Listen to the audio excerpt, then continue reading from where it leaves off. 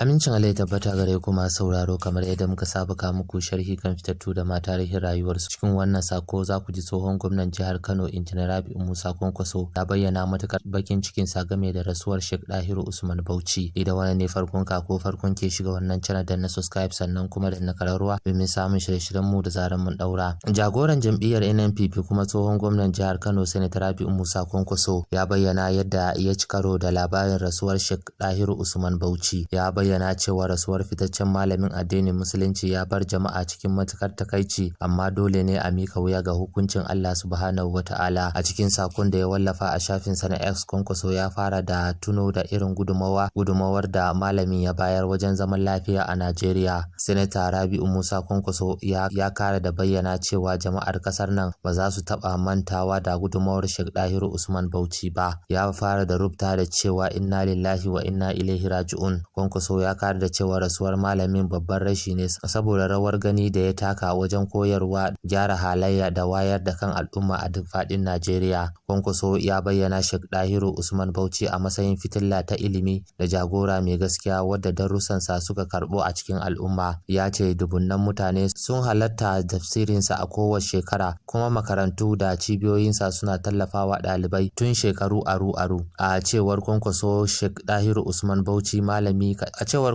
Sheikh Dahiru Usman Bauchi ba malami kaɗai ba ne, amma jigo ne mai sasanci da haɗa kan al'umma. Ya ce mutuwar malamin ta bar gibi mai faɗi musamman ga ɗalibinsa, mabiya ɗarikar Tijjaniya da duka masu sauraron nasa a lokacin tafsiri. Kwankwaso ya kara da cewa margayi ya rayu ne wajen karfafa zaman lafiya da bin koyarwar Alkur'ani da Sunna, tare da tabbatar da cewa jama'a sun samu ingantaccen ilimi. Ya mika ta'aziyya ga iyalan Sheikh Dahiru Bauchi, almajiransa, gwamnatin jihar Bauchi bisa wannan babban rashi. Ya yi addu'a Allah ya gafarta masa, ya yawaita masa rahama, ya kuma saka masa da aljanna Firdaus. To ma sauraro, ka kuma ta ku danna subscribe sannan kuma danna kararruwa domin samun shirye-shiryen mu da zaran mun daura.